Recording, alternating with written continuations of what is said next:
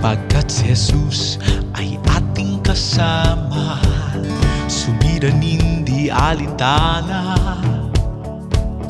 Isip natin ngayon ay payapa, siya lamang ang tangi nating lapitan.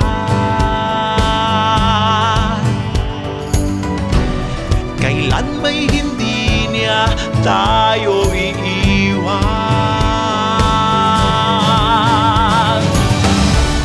Purihin at ibandila kabutihan niya't mga gawa. Limutin natin ang masama, pagpatuloy sa mabuting paggawa.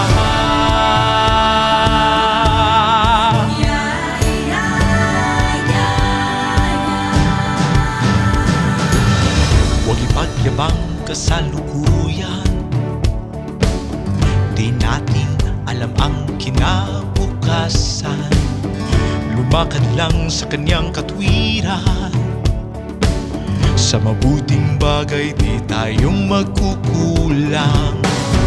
Siya lamang ang tangi nating lapitan.